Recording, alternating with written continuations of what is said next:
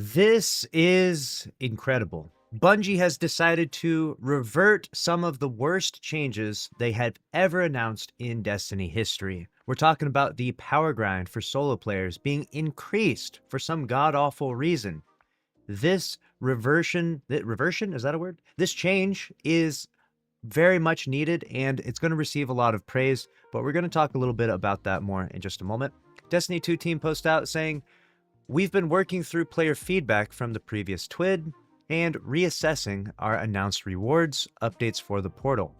We will be reverting the following changes, which were planned for Destiny 2 Update 910. All right, the first up is planned reductions to power earned for a given grade within solo ops have been reverted. Now, if you don't know, their game plan with this one was to buff the Fireteam Ops drops as much as possible to get people to go into that, because everyone sitting in solo ops is kind of making the game antisocial, which is pretty bad in a game that's meant to be a social game, right?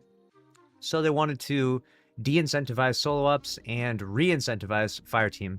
The problem with that is that some people just like playing the game alone, all right? Some people, they don't need the BS of another fire team or people telling them what weapons and armor and builds to put on. They just want to jump in and level themselves up in the new power system alone. And they should be able to do so. They should not get nerfed because it's already hard enough to grind to maximum power. Making it harder for the solo players was a massive oversight and a huge mistake by Bungie. Thankfully, they have announced that they will be reverting that. The next one up is they are going to be reverting the planned reductions of engrams earned in Encore, Starcrossed, and the Whisper mission have been reverted. So they didn't want to incentivize and push everyone just into the Pinnacle playlist.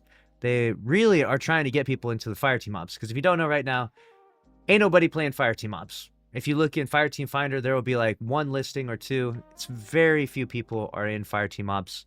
It's just not optimized for power leveling, and there's just not a lot of people in there. So they were trying to push people that way by de-incentivizing these missions. But as I said in our reading of the TWID, which we do every Thursday when it comes out, this was not the way, Bungie. All you needed to do was buff Fireteam Ops tremendously and let people decide which one they want to jump into. Nerfing the other stuff basically made the power grind worse, especially for people that want to do these activities. So it was a horrible mistake, and I'm glad that they've reverted it now. Now, should they deserve praise for reversing a mistake, for a problem that they created in the first place? Now, that is an interesting question because it's important, I think, to see the timeline of events here. You know, Bungie, they're in the studio right now. They're always working about 6 months ahead when it comes to Destiny development. So whatever we have in the game now, this was created 6 months ago.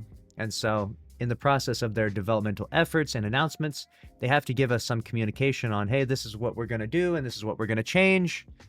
And sometimes they get immense backlash, just like they did in last week's TWID.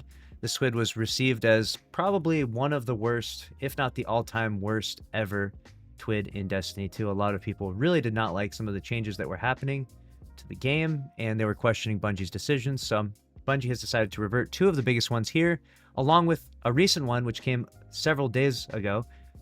And this one was about prime engrams being only decryptable in the tower. This change, in my opinion, was easily one of the worst that Bungie has ever even cooked up. I don't know which intern Andy at the studio decided to launch this one, but yeah, that guy should maybe be looking for work elsewhere, because the idea behind having to decrypt your prime engrams and highly incentivizing Fireteam Ops means that every time you do a Fireteam Ops with a team, you would need to go to the tower and decrypt it with Rahul every time.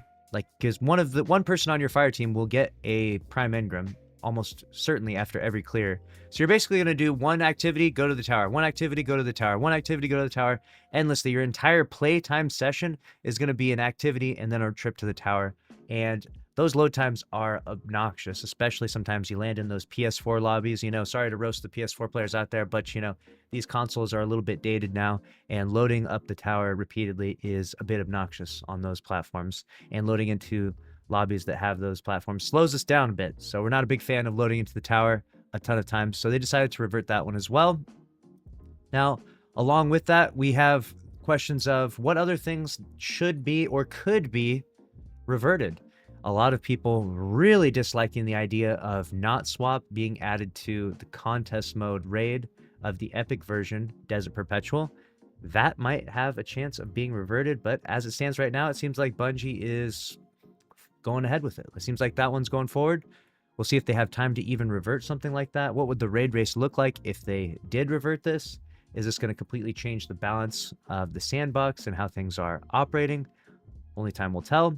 Lastly, I think the number one thing that's on everyone's mind right now is Renegades. It's right around the corner. It's coming out in December, and all that power level that you've been grinding right now up to 450 or wherever you're at, feel free to comment down below which power level you've accomplished right now. Currently, I'm at 395, so I'm almost at 400. I've been taking my time. I've been going nice and slow. I know some of you out there in the comment section, you're going to be way further than me. That's fine.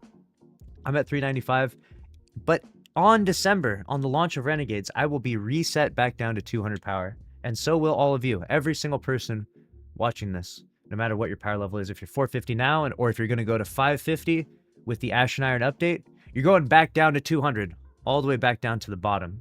And a lot of people are not happy about that, myself included. I would appreciate a power reset to happen. Never really, but if we have to do one, if it's an absolute necessity for, an MMO style game, then I could understand one happening maybe once annually. Maybe we'll do it a once annual power reset. But every 6 months feels a little too fast, a little too sudden, and it feels like we're going to be in that never-ending rat race of, chasing the carrot on the end of the stick, which is just this make number bigger game. And, unless the portal gets some really fun, really freshened up activities and modifiers, I don't know if I want to spend another 200 hours in there. I don't know what Bungie might do to alleviate the power grind, maybe make it a little bit less tedious, but either way, I'm not looking forward to our powers being reset back down to 200 with Renegades. And I think that Bungie could get a massive W and keep the momentum going for positivity in the community and the positive sentiment towards the game right now if they were able to revert that. Okay, fix that up. Maybe don't reset us all the way back down to 200. Maybe just do it once annually. Let me know what you think. Are you upset about your power level being reset with Renegades? How do you feel about Bungie reverting these nerfs to solo ops and the nerfs to Encore, Starcrossed, and Whisper? How do you feel about the reversion of the Prime engrams going to the tower? And what do you think is the most pressing issue right now? From the most recent TWIDs, from the launch of Edge of Fate, what do you think Bungie should put their attention towards fixing the most? Because it would seem as though we as a community, if we band together, and if we get angry enough and mad enough, and if it gets enough engagement, we can actually make some meaningful change happen, which is good because we want Bungie to listen to our feedback. The Destiny 2 community, we can be a crazy bunch, but we are always advocating for what we believe is best for the game as a whole. And so I'm happy that they made these changes, and hopefully some of the more important changes will also happen in time for Renegades so we can get the population back up.